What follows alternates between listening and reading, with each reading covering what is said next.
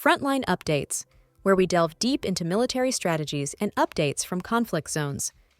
Today, we're discussing the progress of the ongoing special military operation as of May 26, 2025. I'm your host, Sharifa Mohammed MGT. I'm Colonel A.C. Oguntoye, an infantry officer. The North Group of Forces liberated Vladimirovka and Belovody in Sumy Oblast, marking continued territorial advances. Ukrainian formations, including airborne assault, mechanized, and territorial defense brigades, were struck across multiple axes. Ukrainian losses included approximately 275 personnel, armored vehicles, artillery pieces, and critical electronic warfare and counter-battery radar assets, reflecting the continued degradation of Ukraine's ISR and fire coordination. Welcome to Frontline Updates, the podcast that brings you in-depth insights into military operations from those leading them on the ground. Today, we're joined by Colonel A.C. Oguntoye, an infantry officer monitoring critical missions on the progress of the special military operation as of today. Colonel Oguntoye, thank you for being with us. Thank you. It's good to be here. Let's begin with the overnight precision strike. Starokonstantinov airfield was targeted. Can you tell us why that location was selected and what the strike achieved? Starokonstantinov is more than just an airfield. It's a critical node in Ukraine's aerial and drone warfare infrastructure. Over the past several weeks, we've monitored increased UAV activity originating from that site, as well as evidence of NATO-supplied munitions being staged and deployed from the surrounding area. Last night's strike was a coordinated air campaign using long-range airborne precision weapons and unmanned aerial systems. The objective was twofold: disrupt sortie generation from the airfield and target the logistical chain supporting drone launches and strike coordination. The feedback from real-time reconnaissance confirms all designated targets were struck. The larger message here is that no node supporting strike operations is out of reach, and we are executing a layered air denial strategy, piece by piece. Let's shift to the ground campaign. Reports confirm that your forces liberated Vladimirovka and Belovody in Sumy. What's the strategic value of these settlements? These villages, while small in size, are operationally vital. They lie within a logistics corridor that links the Ukrainian interior to forward-deployed mechanized units in northeastern Sumy. By liberating Vladimirovka and Belovody, we've not only eliminated Ukrainian strong points, but severed key supply lines feeding into the region. More broadly, this is part of a concentric pressure strategy. While our forces engage enemy concentrations in settlements like Pisarevka and Sadki, simultaneous flanking maneuvers ensure we're not fighting just for territory. We're fighting for maneuver space and command disruption. In this axis alone, Ukrainian forces lost nearly 300 personnel and several command support systems, including EW and counter-battery radar. That weakens their ability to detect, communicate, and respond in real time. And what can you tell us about the actions of the West Group, particularly around Kupiansk and Kirovsk? The West Group continued its methodical pressure campaign. The Ukrainian units here were a combination of mechanized brigades, National Guard detachments, and territorial defense forces. Our intent was to force them out of entrenched positions while simultaneously degrading their firepower. We achieved both. Kupiansk remains a logistics-critical city, and we've successfully neutralized artillery hubs and rear ammunition depots that have been supplying units further east. The destruction of an EW station in this zone also reflects our ongoing campaign to blind and fragment Ukraine's regional command structures. The goal is always to reduce their capacity to coordinate multi-domain responses. Let's talk about the southern and center groups. These seem to have been the most kinetic sectors in terms of enemy losses. What happened there? Indeed, these were high-intensity engagements.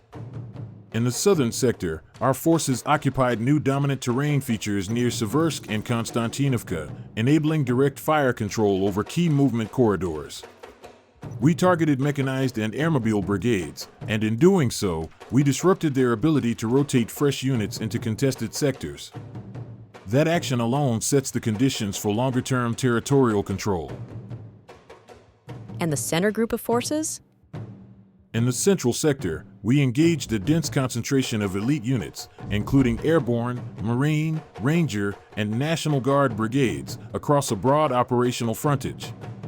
The losses inflicted on the Ukrainian side were significant, close to 475 personnel in one day.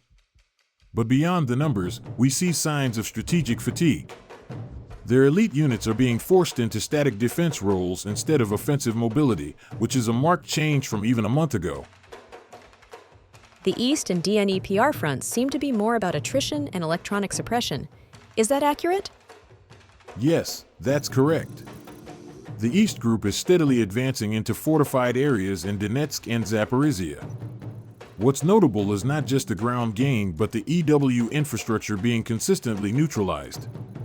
In yesterday's operation, we took out 2 more EW systems and degraded Ukrainian mechanized brigades in the Guliapol-Chervon line. Each advance, however modest, chips away at its layered defense logic. And the Dnipro group of forces? The Dnipro group, on the other hand, is operating with more mobility. In engagements near Antonovka and Molotogmachka, our forces targeted smaller brigade elements, but their value lies in their coastal logistics and drone staging functions. By removing these, we're slowly constraining Ukraine's ability to sustain operations along the southern corridor.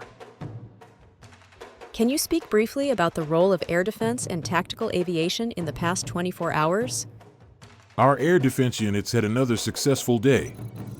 We intercepted 7 JDAM guided bombs, 5 HIMARS rockets, and a significant number of UAVs, 220 in total, including 139 operating outside the declared combat zone.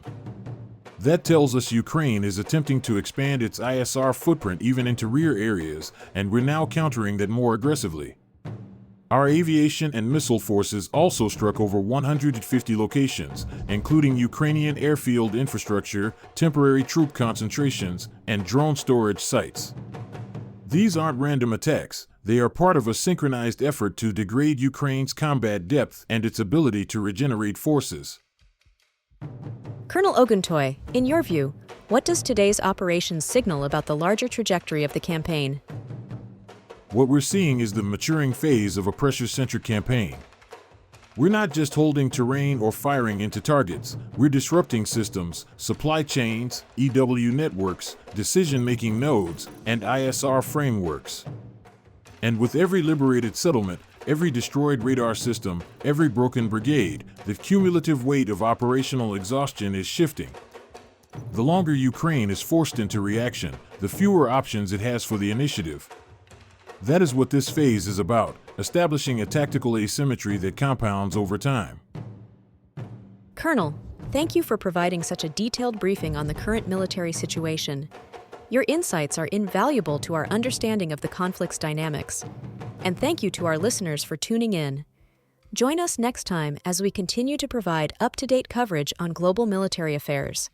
Stay with us for more updates and expert analyses on global defense and security issues. Stay informed, stay secure. Thank you for the opportunity. Today, in Gaza, an Israeli strike killed dozens sheltering in a school in Gaza, and another strike where 9 children were killed. There are reports of rising tensions and military actions, including continued Israeli airstrikes and retaliation from groups like Hamas. Aid efforts are underway, with IDF organizations undermining their effectiveness. This has been Frontline Updates. Stay tuned for continuing analysis and expert commentary as developments unfold.